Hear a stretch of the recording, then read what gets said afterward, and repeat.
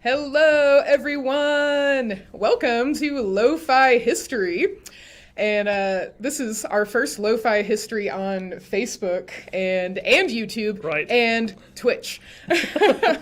So let me make sure that everything's good to go. I do believe I've got some, let's see, which is making noise? There it is. Boom. All right, we got that settled. We got that settled. Let's see how our sound is. All right, great. Yay! Seems like y'all can hear us. Y'all can see us. So, what is lo-fi history in the first place, you may be asking? I was just about to ask that. You were just about to ask that? So, lo-fi history is kind of like a fun, upbeat Ask a Historian. Not to say that Ask a Historian was not super fun, but we wanted to try something a little different, and the sweet beats you can hear in the background, those are mine. I really love to make loops, which are it's like music that you layer on top of each other. So kind of take a journey, even though it seems repetitive, it builds and builds, Right. and I've really enjoyed that a lot. So, And I bet a lot of our usual followers didn't know that you were a musician. they might not know. They might not know. Yes. So I mean, I'm an amateur, but it's something I do for She's fun. pretty good. And speaking of the sound and everything, please let us know how the mix is on your end. I don't want us to be, too loud or too soft. So let us know how it's going for you on your end. But yeah, so, as a small museum, I think one of the really big benefits of it is that we can be a bit more experimental in some ways, Right. We can say, let's see if this works. And We don't have that many committees to run through. yeah, right. And we have a super supportive board, of course. Yeah.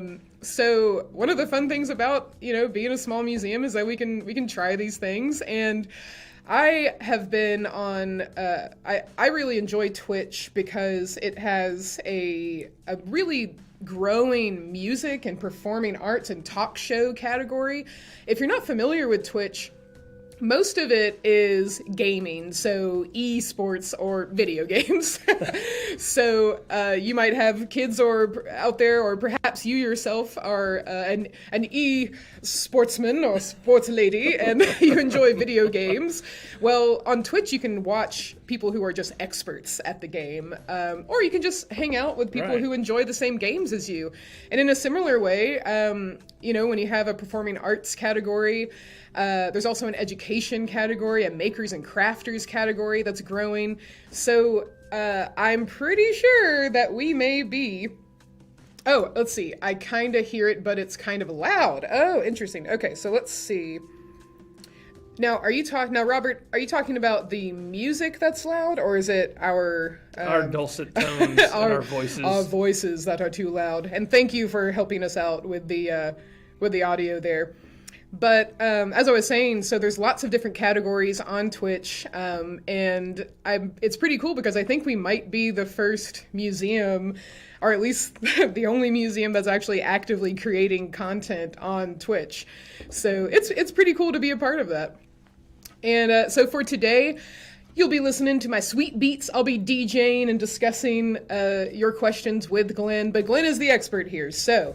The expert? No, you definitely compared to me, the expert. Well, it depends on what question they ask. That's true. Now, if you ask a question about Juliette Gordon-Low, I can definitely give you a lot of information on that. Oh, Robert says our voices are too loud. I'm gonna bring us down just a smidge. That should help. There we go. All right. Let us know if that is a bit better for you. But yes, so I know a whole lot about Girl Scouts founder Juliette Gordon-Low because I portray her here at the History Center.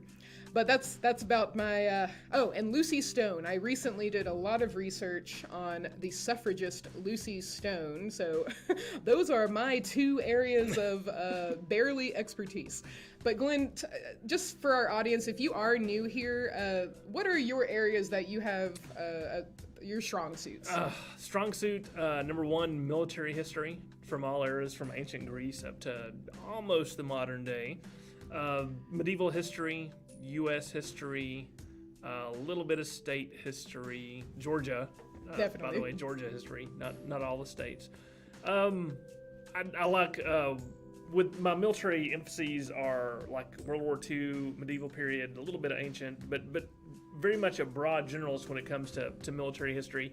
And, I guess because I've been in museum for so long, the act and practice of interpreting history through storytelling, narrative, material culture, especially material culture. And now Twitch. But yeah, that's the great thing about having this digital studio where we're at. Thanks to the Cottrell Foundation, we have a lot of different venues and formats we can use. And one of the reasons we got it was sort of, I don't know if this is a word, positronically reactive, because we knew that people had a need. We didn't quite know how to fill those needs, but we knew that having a web-based platform and capability of going out to different audiences and doing different presentations would help us meet a lot of those needs for a diverse audience, a diverse delivery platform, set of platforms, I should say, and now we're able to do a lot of different things. Yeah, it's really fun, and I also want to say to everyone who's watching, who has continued to watch our live streams and have, since we've really started doing those weekly live streams in March. Actually, it was daily in March, you might recall, when we were closed. We really appreciate it, and we hope you'll tag along for every Tuesday now at 4 p.m. We will have Lo-Fi History, where you can ask any history question to Glenn. So be thinking about what questions you want and go ahead and chat them. And we're able to see the chat, so you can just go ahead and chat your question, and we'll get started with a topic usually each week. And a very timely topic is the Electoral College. So Glenn, before we dive into the Electoral College, we should probably also explain what we're wearing. Oh, yes. So in the past, when we've done Ask a Historian, it's just been me sitting here with a soothing hot beverage and answering the questions. But with Lo-Fi, we decided to have fun with it and have historic costumes that we can dress up in, and sometimes they match from a temporal perspective, and sometimes they don't, like today. But there is a connection, because talking about the Electoral College, I mean, this is an old structure to our election system. So I am representing a woman of the 18th century in America. So this is typical of a woman who would be, aside from the headphones, the sunglasses, and the buzz cut, this is the typical garb that a woman of the American Revolution, say, would be wearing. And Glenn, talk to us about what you're wearing today. So I have on just some basic Vietnam-era fatigues, and other than the headphones and the sunglasses are appropriate, but about 50 pounds and 20 years are not appropriate to this impression, to this look. But it's an incredibly comfortable look, because these fatigues were designed for hot weather or jungle wear, and so they're breathable and they're comfy and they're loose and they're fitting. And it's interesting because, here I go. In World War II, we were still using a lot of wool uniform pieces, and towards the very end of World War II, of course, we were fighting all over the world in a lot of different environments and climates, and so they began to develop new uniforms with new synthetic materials, new designs that were just more comfortable and more adaptable to different temperature zones. By the time you get to Vietnam, rather than having the uniform, they have a lot of different uniforms for different climates, and they had, having big pockets on the chest and then on the hips and things like that became very, very standard at the end of World War II, based on paratrooper uniforms. The paratrooper uniforms look like this, and even going up to today, when you see modern soldiers, they have on uniforms that are not wool, they're not close-fitting, they're very loose, they're very light, generally speaking. Right. And they have lots of pockets all over them, because pockets are handy. Yeah, I was just imagining, like, suddenly Glenn comes to work wearing these fatigues every day, because they're just so useful, right? That's right. They're very, very comfy.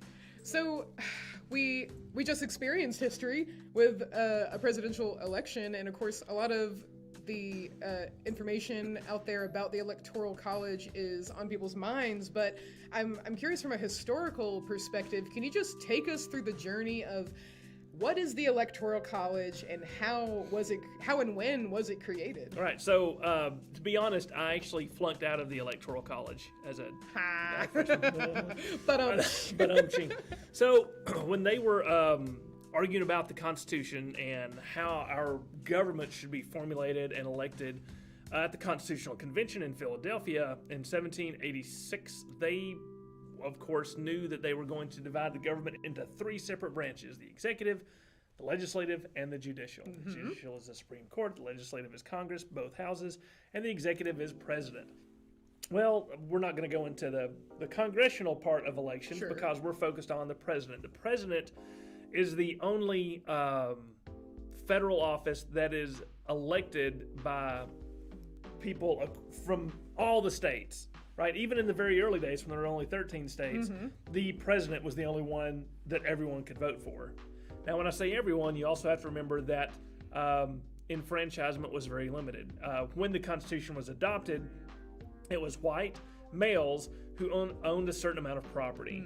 Not even just white males. Right. You had to be of a certain social status. Now, when it comes to that social status, are we talking about the very wealthy? Not the very wealthy, but not the destitute poor either. Right. Because that was common in Britain, which much of our political and government and jurisprudence comes from.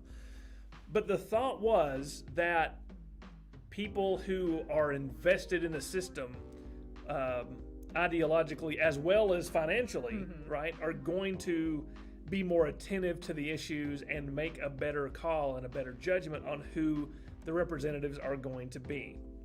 Very few of the founding fathers actually supported pure democracy. By pure democracy, I mean that the people vote on things. This is in the ancient Greek city-states, it was a pure democracy, right? Demos is people, and Krasi is government. It's government of the people. Yeah.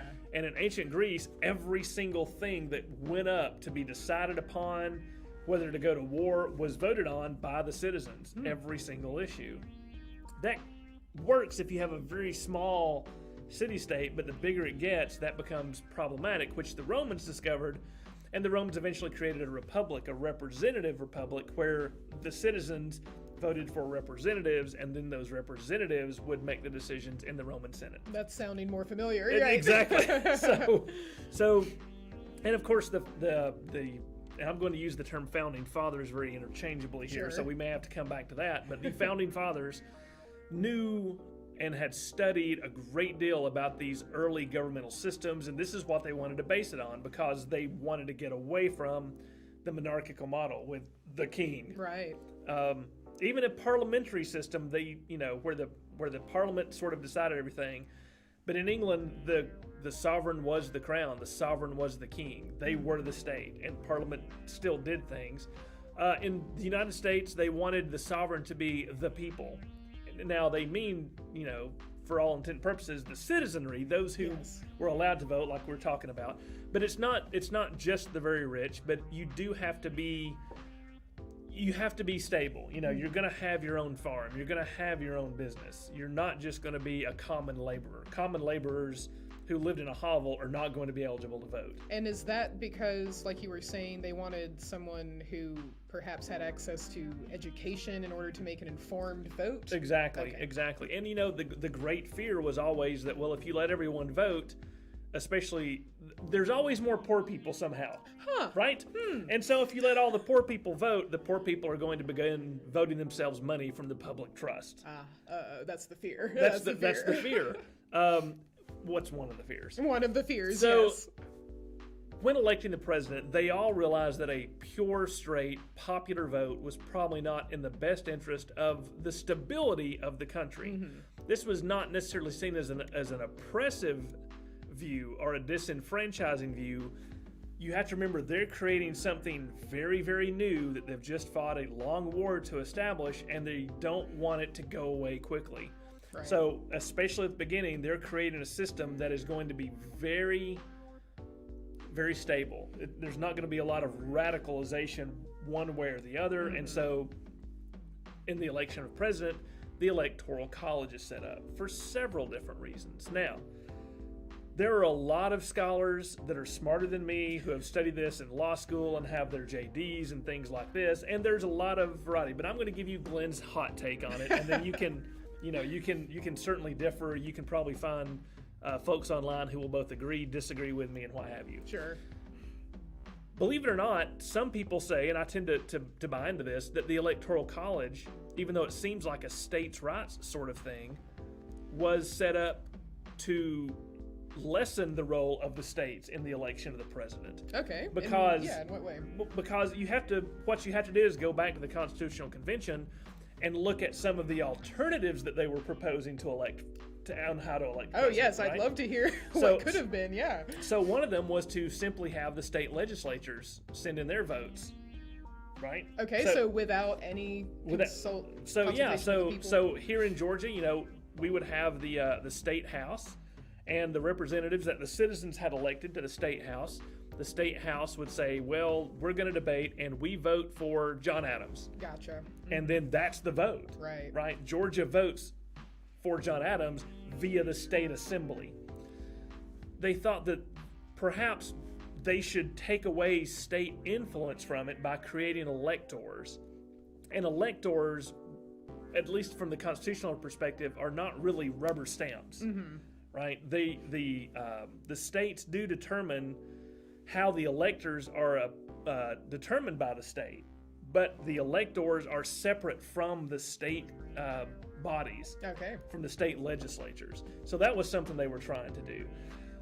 People have said that the Electoral College is very, very pro-slavery. It's set up by slave owners in the South to try to keep a larger proportion of representation in Congress, or at least on the national level for president, than the northern states. Well, that's not necessarily true. The decision for let me back up.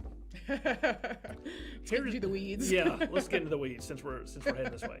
Here's how the number of electors per state is determined per the Constitution. All right, let's hear it. Each state gets 2 electors because each state gets 2 senators. Yes. So there's 2. And then each state gets 1 elector for each representative it has in the House of Representatives. Okay. So that's how it is apportioned in each state. Mm-hmm. And, starting from back in the beginning, like you're dressed, and moving up into the current state, the number of electors change based on the population of those respective states. So those electors are determined by the states, and then the electors are supposed to, back in the day, travel to the capital city and have a big electoral college, just like the College of Cardinals, to elect the Pope. Okay. And they come together, and then those people are the ones who vote for the president. Now, are they tied to the will of the people in any way? Yes, but not irrevocably. Yeah. So there have been instances of what have come to be known as faithless electors. Faithless electors. Faithless electors who either have not cast the vote because remember, on your state ballot, technically speaking, we're not voting for president. Right. We're voting for which group of electors will be sent to the Electoral College to vote for president. Gotcha. Yeah. A fine but important detail. Right. So we vote for the electors that are going to elect John Adams over Thomas Jefferson. Mm-hmm. So how the election turns out in the state, well, the Thomas Jefferson electors stay home, and the John Adams electors go up to the Electoral College. And once they get there, it's assumed because they are supposed to represent John Adams, they'll vote for him. Right. But things could change. Yes. They are not totally legally bound. And again, this serves as a buffer. This allows, in theory, the Electoral College to prevent someone who is just a pure demagogue or very, very obviously a bad decision for the Union to become president. Gotcha. So, now, has that ever... I mean, have an amount of faithless electors ever been so powerful as to make a real change or shift? Yeah, never. Yeah. Because they've been faithful electors. Yeah. by and large, and so in most presidential elections, not all, but most, the popular vote throughout the Union tends to more or less reflect the outcome of the Electoral College. Now, sometimes it can be very skewed. The popular vote can be very close, but because of the way apportionment works within the states, there's an overwhelming electoral majority. Right. So that's why every presidential election you look at has the electoral vote and it has the popular vote. Now, here very recently, the popular vote seems to not quite match up with the electoral vote, right? So, now, I mean, it seems like this time it's going to match up with it, but there have been a couple of instances in the past where that is not the case. Right. This is one of the problems with the Electoral College.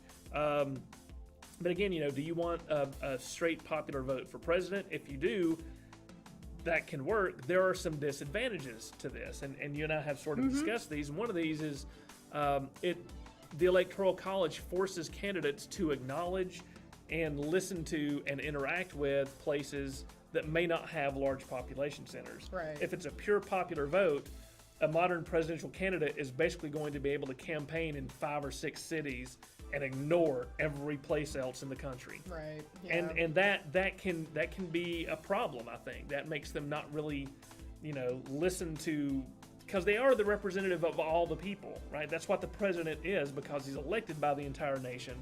He's supposed to sort of act as the representative and executive for the entire nation. So he needs to be aware, or she, depending on what yes, happens, that's right. there's nothing that says it can't be a woman in the Constitution. It's just the way things have gone for 200 something right. years. But there's nothing in there that says it can't be a woman. The only limitations are actually on age. You can't elect a 16-year-old. Right.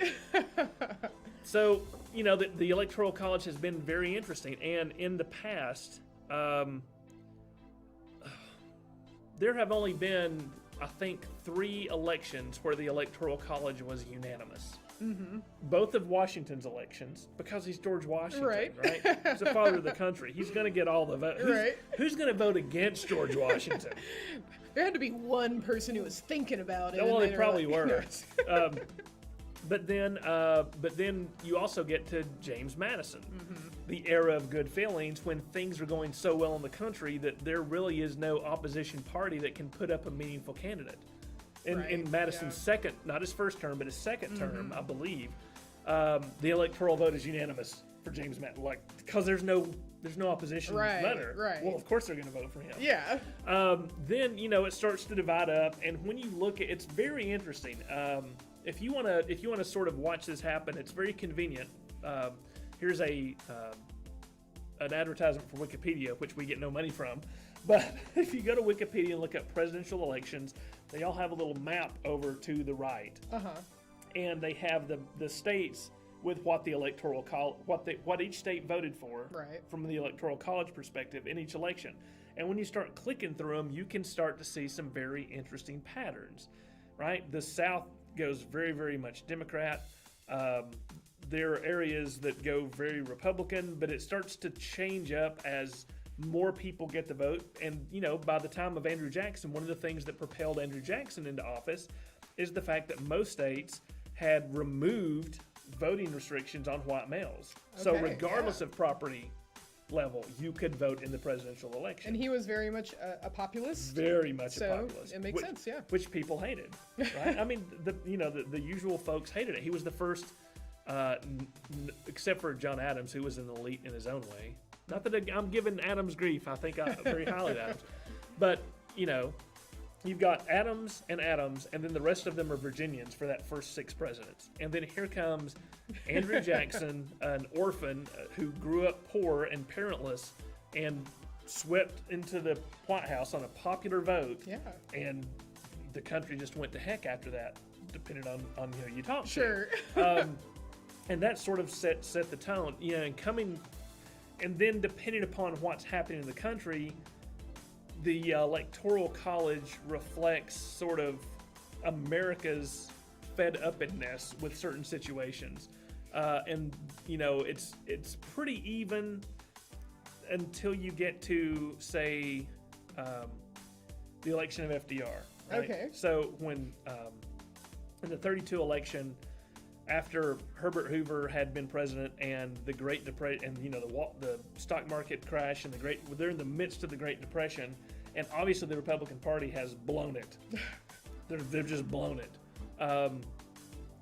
And then like almost every state in the union goes for FDR. Gotcha. Yeah. Except for a couple up in New England. Okay. And so, there's overwhelming support because it's change, right? And when I say Democrat and Republican in these different parties, you sort of have to disconnect yourself from the very much modern today parties. All the parties evolve, all the parties have different platforms, different constituencies and things like that evolve over time. And so you start seeing that shift, and it's very solid Democrat for FDR until he leaves office, and then Truman gets in, and there's another big mix, and the map looks like somebody just went colors and just went and same thing for Eisenhower.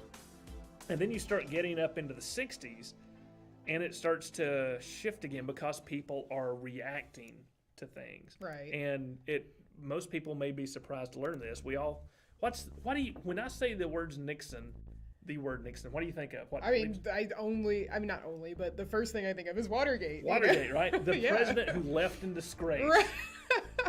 Yeah, that's the first knee-jerk reaction. Nixon equals Watergate. And that's absolutely fair. Yeah. Because that's. But when you look at the electoral map for his election, it is almost 100% red. He had an overwhelming electoral victory. Like, I can't remember, 500 and something to like 11. Wow. Because it was a reaction, right? Yeah. And that's the thing you have to remember, is that whoever's on the ascendancy and in charge in government, historically speaking, has a really good run. And then as history happens, things tend to turn around at some point. Yeah. People get disgusted and vote in the opposition, whatever that is. And then they kind of carry it for a while, and then it's just, it goes like this, people, right? It goes like this. Whoever's in charge now, it's going to change later on. And when you start looking at, when you get up into the 80s, then Ford and Carter sort of, when he's elected in 76, sort of takes back a lot of the country to blue, to the Democrats. And just because he was an outsider. That was because by the time you get to Carter, you have a citizenry that has sort of lost its faith in government. You've got Watergate, you've got the Pentagon Papers, you've got all this trouble that people have lost faith in government. They just don't believe in its honesty and integrity anymore, and that it has the best interest of the people at heart. So here comes Carter, a Washington outsider, he's a state governor, but he's an outsider, and he's as honest as he can be. He's a Georgia farmer, so he gets into office. The thing with Carter is he has some of the worst luck of any president in history. All the stuff hits, all these awful things hit when he's president that he's having to deal with. And the public perception is, we've lost control. He can't do anything about it. Let's get someone in who can. So then you get Ronald Reagan running through the Republicans. And then Ronald Reagan does really well in 1980. And in 1984, once again, you have one of those sweeping, overwhelming electoral. It's like 570 something to 13. Yeah. Mondale, man. Or wait, no. Yeah, Mondale. It was which was Jimmy Carter's vice president. Right. And then after that, you get George Herbert Walker Bush, which I believe is the last Republican president to take California in 92. Yes, I believe right? so. I believe so.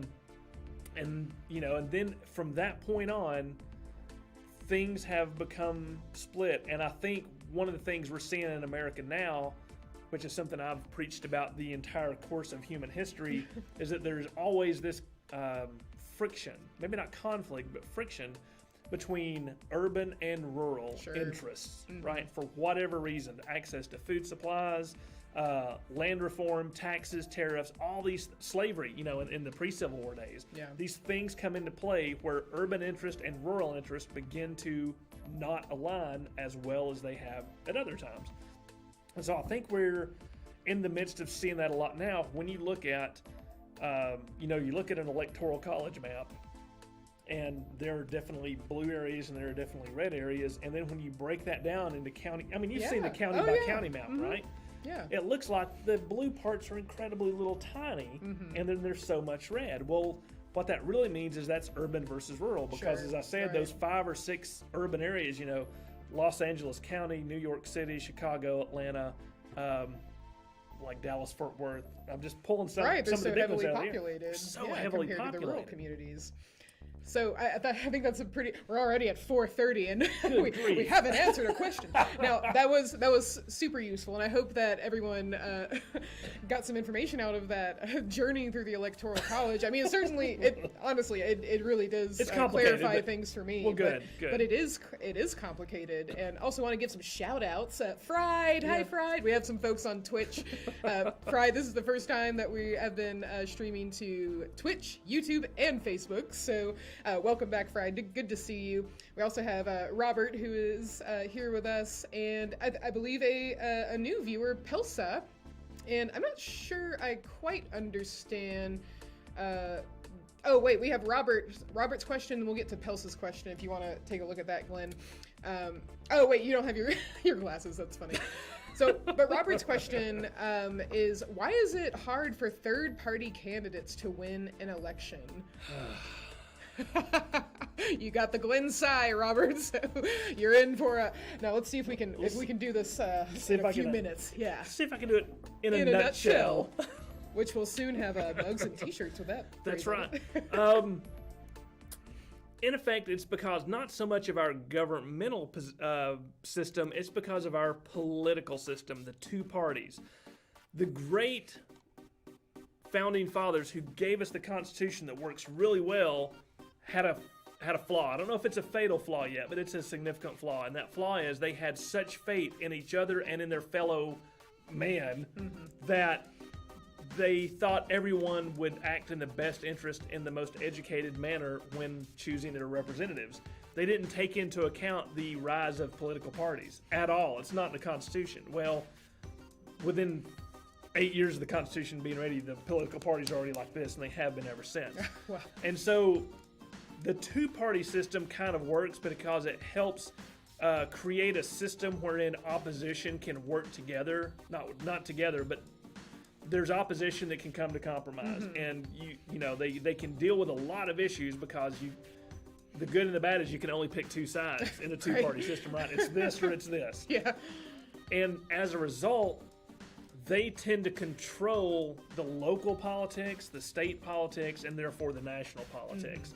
And any third party has a really hard time breaking into that because they have to get so many votes in the last election.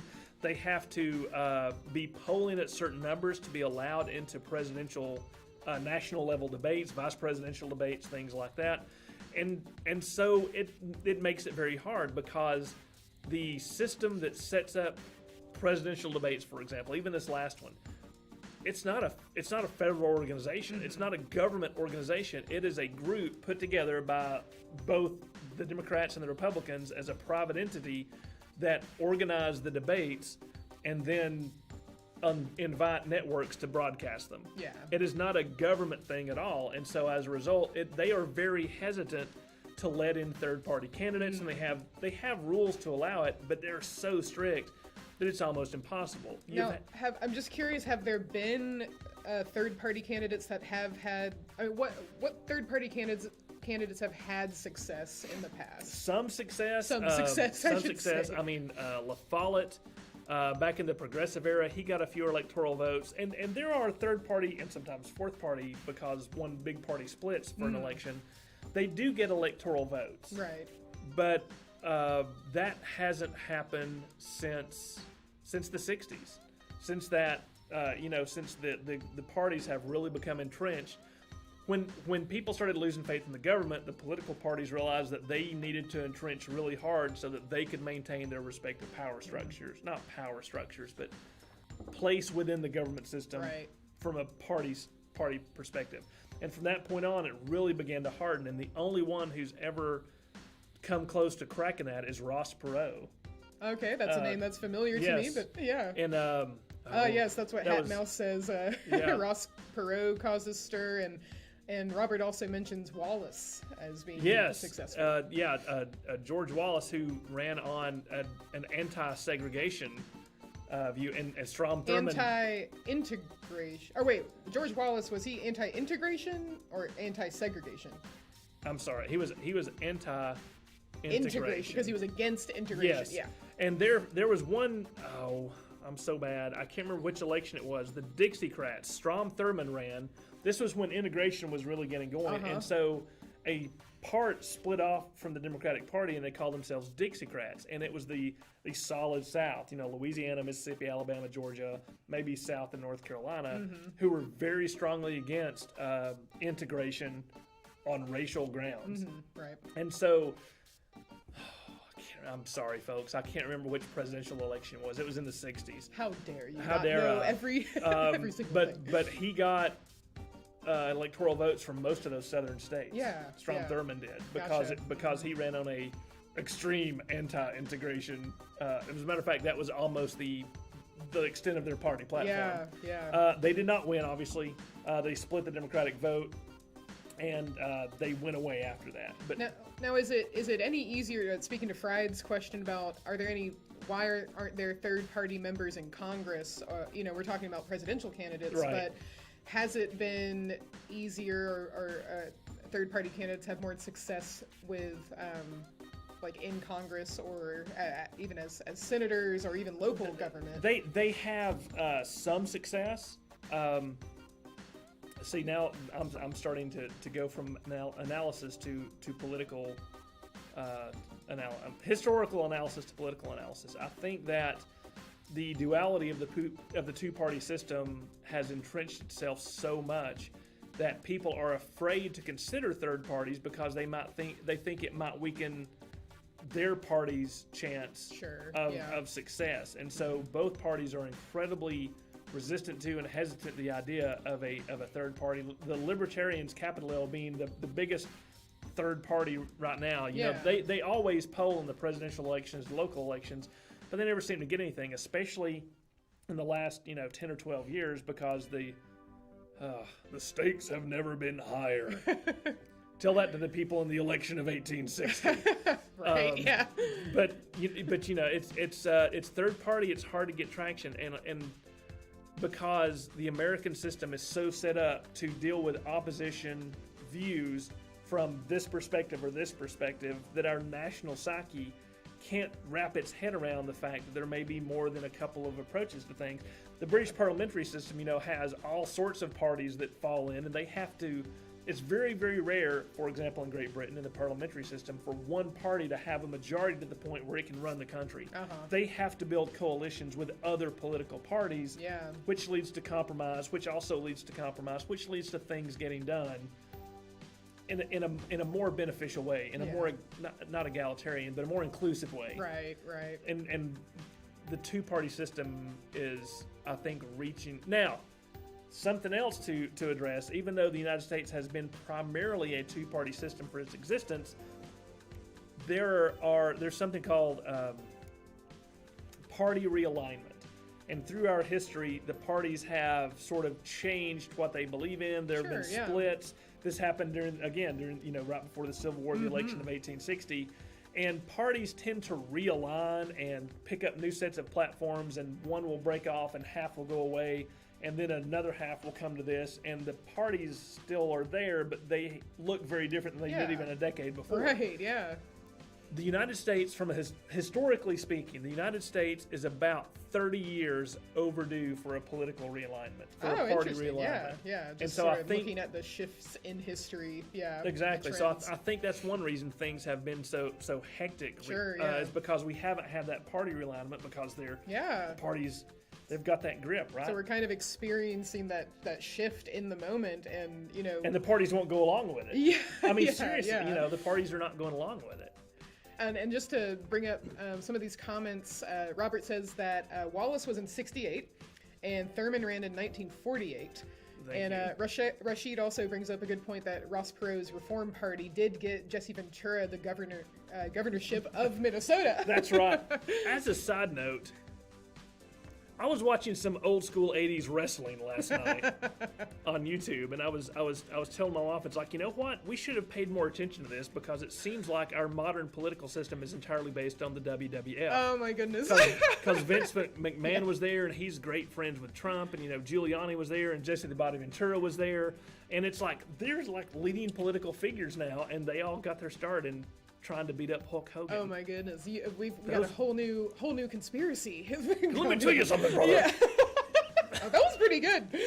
I may have seen wrestling a couple of You times. may have practiced that in the mirror a few times. Yeah, exactly. Now, I don't want to miss any questions, so I did want to go to, let's see, Pelagos, one of our Twitch followers. Now, I don't know if I understand the question. Maybe you do, but Pelagos asks, will the new president keep appeasing the neo-Ottoman Turkey? What do you think? Now, I'm not...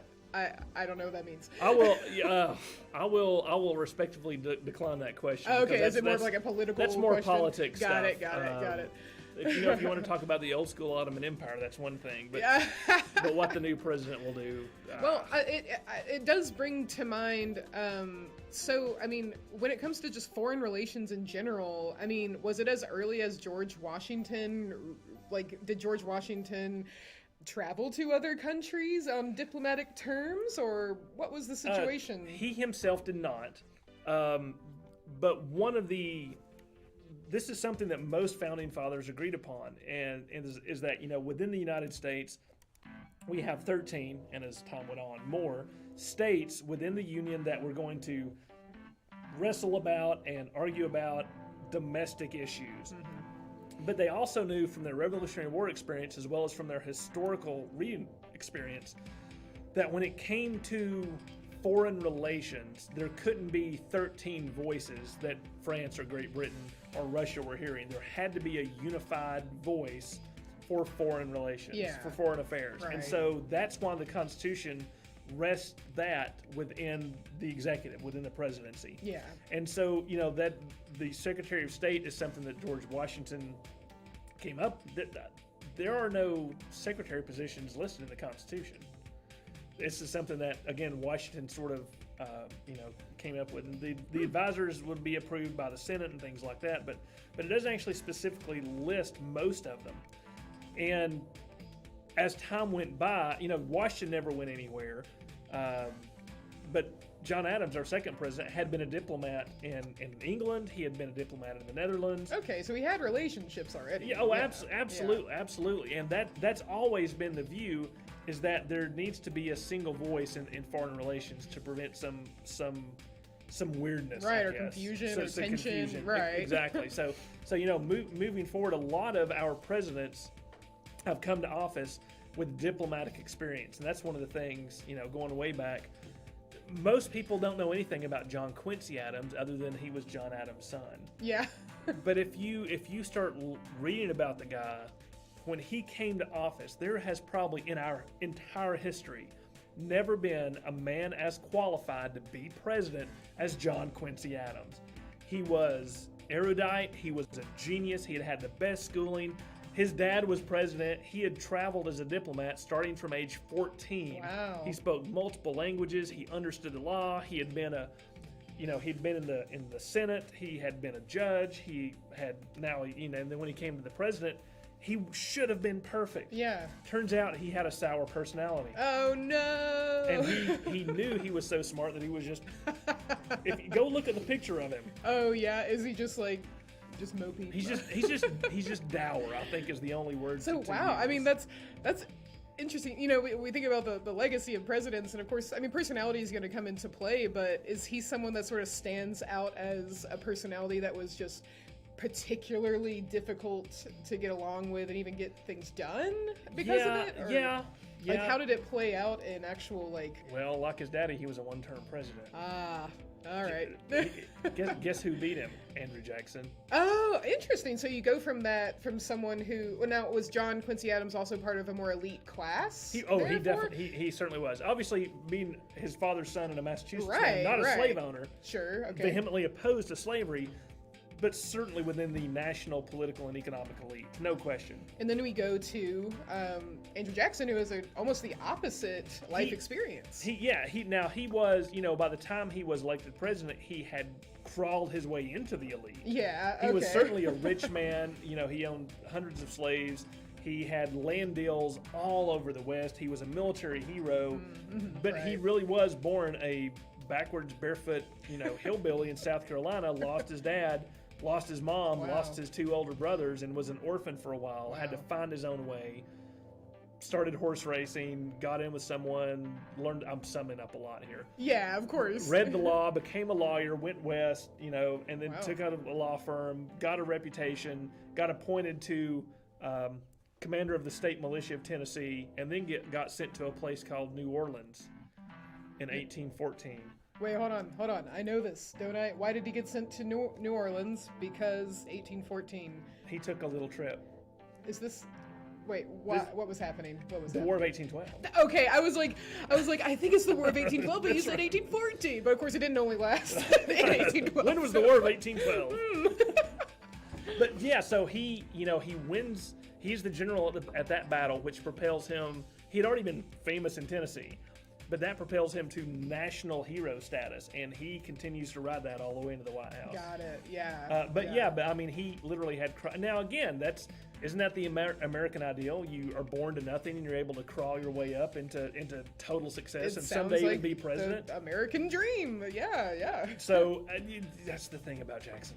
Yeah, it's fascinating. And just want to remind everyone, we do have about 15 or so more minutes. So if you have any questions about what we're talking about right now, or completely Or off-topic questions, you're totally welcome to. But I am curious about Andrew Jackson. So it's interesting that he, Robert says, he took a little trip down the mighty Mississippi. That's right. And bacon and beans. Yeah. But so he, in a way, he sort of is this American dream. Now, I mean, when it comes to the American dream and this idea of, I mean, we hear the phrase, pull yourself up by your bootstraps, even though, like, logistically that doesn't make any sense. But we understand the phrase. Right. So work hard and you will succeed.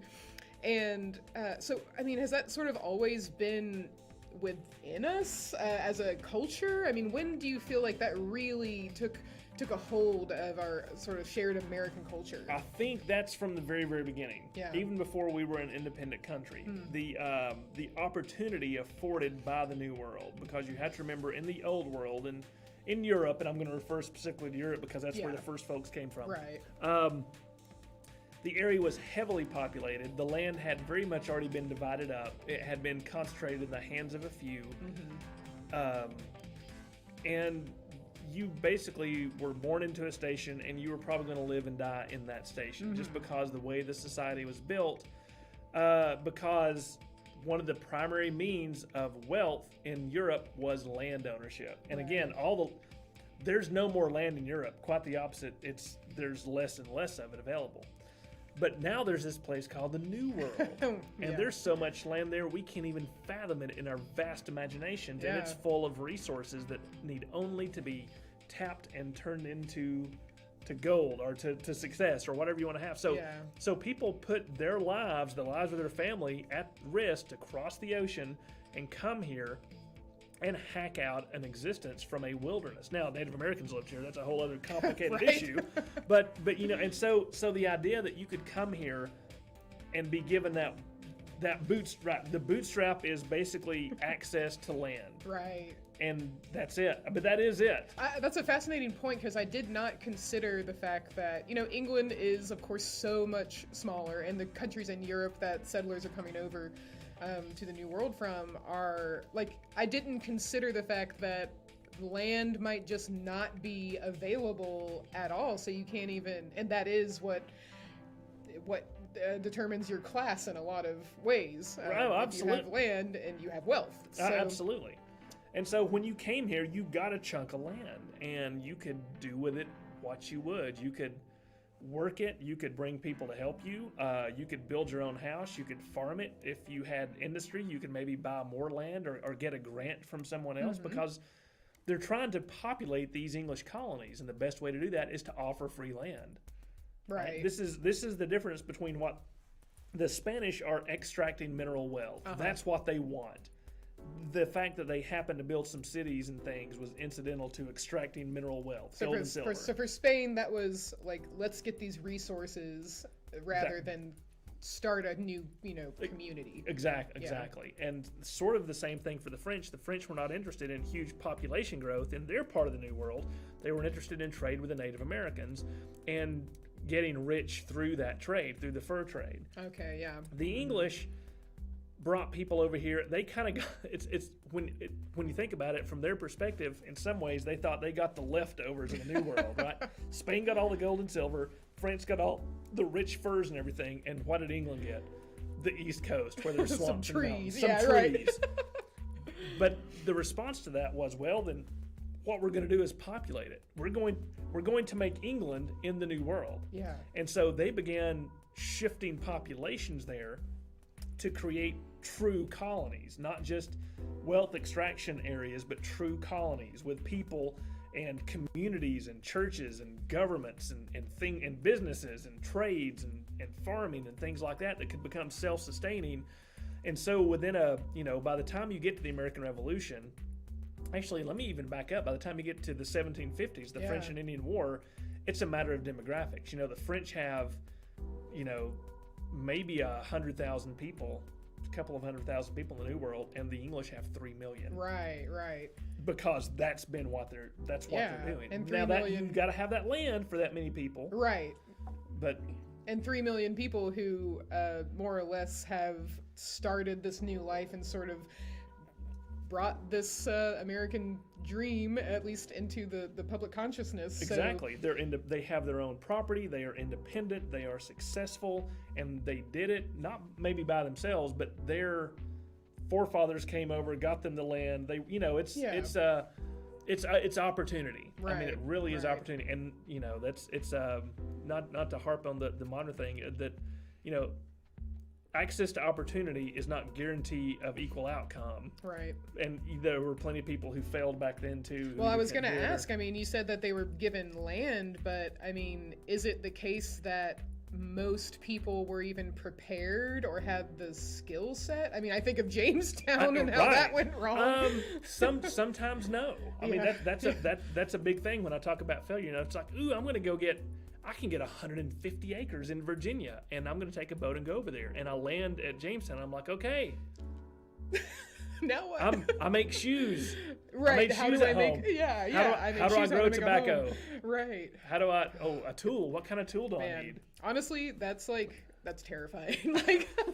It is. Yeah. It but is. it does speak to building opportunity for yourself, and that idea that is definitely as romanticized as it is still within us. And I think it's a really important part of our American culture. I think another important part of our American culture is also recognizing the challenges to that opportunity, to education and to wealth and creation and everything. So, as usual, it's complicated. Glenn's second rule of history. It's complicated. It's complicated. Now, I think for our last question, Robert asks, going back to presidential terms, why didn't a lot of presidents run for a third term? Now, I'm sorry to be totally ignorant of this, but is that just a precedent that was set in place in the beginning that just was like, all right, we don't... Well, nice, yay, I got it. But explain it for us. Yeah, so there's nothing in the original Constitution that says that presidents shall be limited to 2 terms. Mm-hmm. The reason that happened is because George Washington decided to set that precedent himself, which is a very small thing, but it turns out, when you look at it in the big picture, to have been one of the most beneficial things that could have ever happened to the American Republic, because Washington served 1 term, he served 2 terms. He was done. I'm over it. It was as much a personal decision as this is what's best for the country decision. Sure, he left the White House. Well, no, that's not true.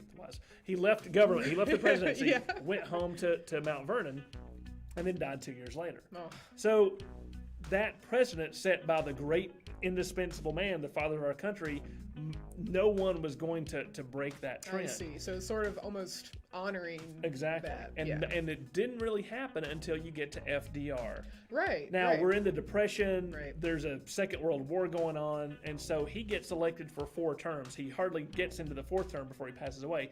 But it's after that the Constitutional Amendment goes in that does officially limit it to 2 terms. So now it is in the Constitution, but before that it wasn't. And the reason, now I have to go back, the reason I say that was one of Washington's best decisions that made such a huge difference. If he had run for a third term, he would have died in office. Right. That would have also set a phenomenal precedent that presidents serve for life if they keep getting reelected. Well, that's what I'm curious about. Like, why wasn't there a limit if, we are not in favor of a monarchy? So why was it discussed? Why did they not set a limit? Yeah, now, there were discussions about it, of course. Yeah, That's the important thing. You go back and try to find the notes, and there are not very many. Most of them are Madison's about the Constitutional Convention. There were a lot of conversations that were had about how should we do this, how should we do that, and there were conversations about the president, how long should the term be, should there be limits, things like that. And I think they were thinking, well, what if we get someone as good as Washington? We want to keep them as long as we could. Mm-hmm. Sure, I see. And so, it's kind of like, I don't know when Supreme Court justices were given lifetime terms. That's from the beginning. Really? Oh, cool. It is, but it also, we have 9 now, which we've had for a while and seems to be a good number, but that's not set in the Constitution. Mm-hmm. Congress sets the number of Supreme Court slots. Right. Which one is of those also checks and balances topical things. Today. Yeah, exactly. I will say this.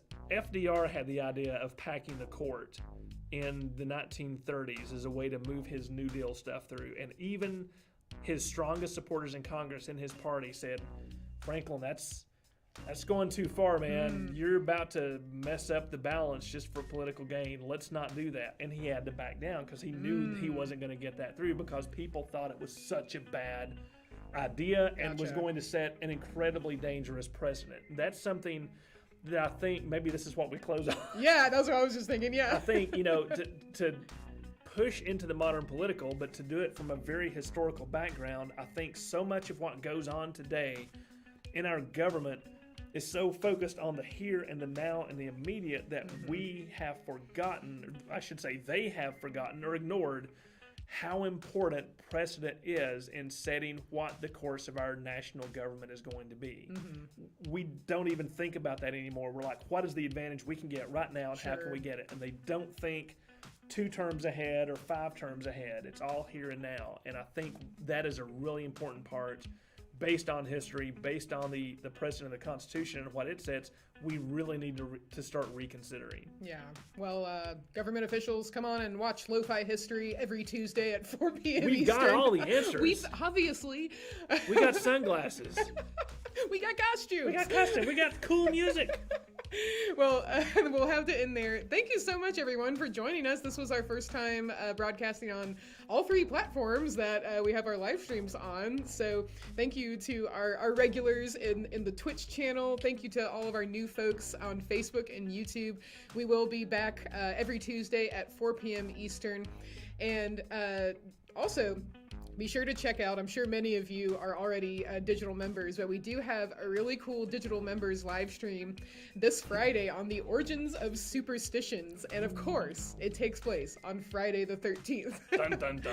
So Marie and Leslie are going to be presenting on common superstitions. So if you've ever wondered why black cats are considered unlucky, if you've ever made a point not to walk under a ladder, yeah, then they're going to explain the origins or the history and how those ideas came about. If you're not a digital member, you can become one for as low as $3 a month or $35 a year. It's a great way to get more access to awesome programs and to support the History Center. So just check that out on our website, www.negahc.org. That's negahc.org. And until we see you again, please stay safe and, continue loving history. That's right. Bye, guys. All right, bye, y'all.